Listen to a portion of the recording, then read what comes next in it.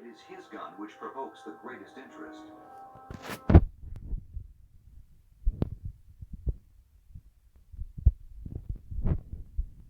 6.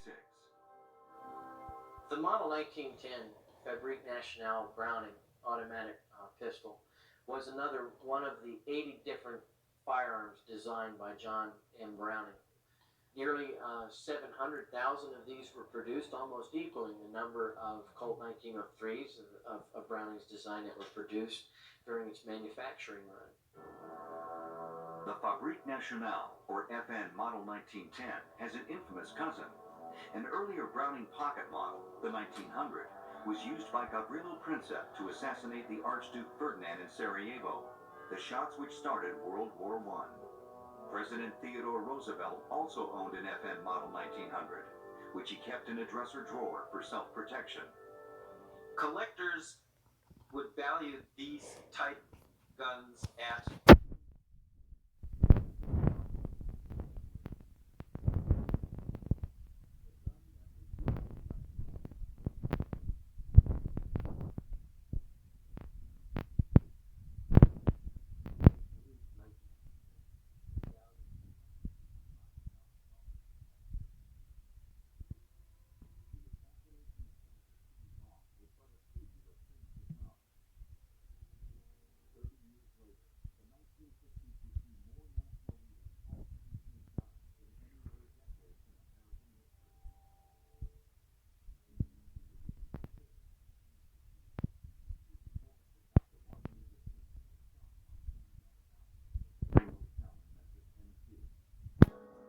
Reverend King had come to Memphis to support sanitation workers in their strike against the city.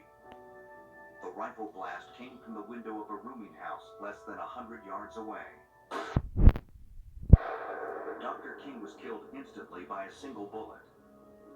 The murder weapon was recovered a few hours after the shooting.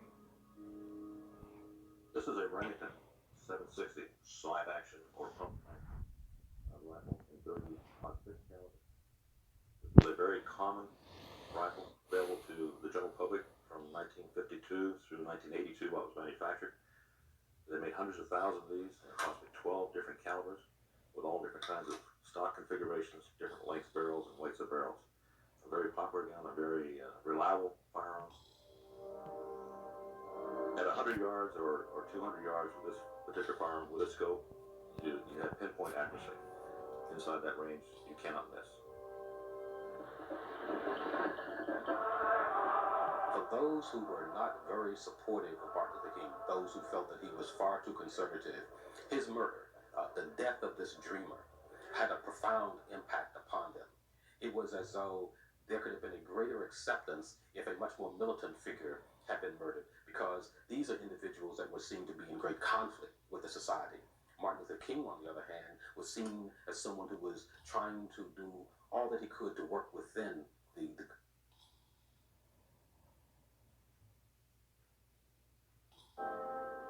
Of the 3 guns used in the murder, only the shotgun was recovered. It is believed to be in the New York Police Department evidence vault. Its monetary value has never been determined. Still, it is a crucial artifact of history, because with the death of Malcolm X, another voice for change had been silenced.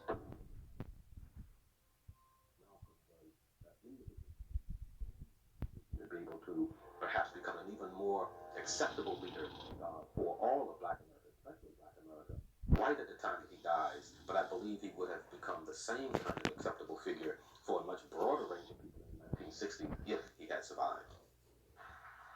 On May 16, 1972, presidential candidate George Wallace was making a campaign stop at a shopping center in Laurel, Maryland.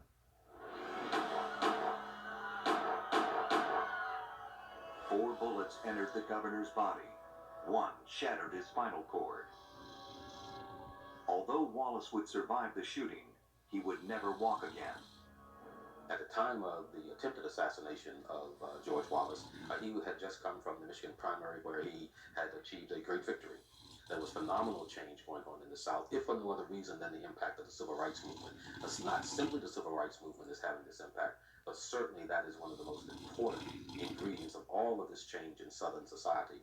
I believe those who felt threatened by this kind of change felt that George Wallace may have been the individual to hold us out together. The man who pulled the trigger was Arthur Bremer, a 21-year-old drifter who had been stalking Wallace for weeks. During his trial, prosecutors presented news film which confirmed that Arthur Bremer had attended a number of different campaign events where Wallace was the keynote speaker. When police recovered Bremer's diary, they discovered that George Wallace was not his only target.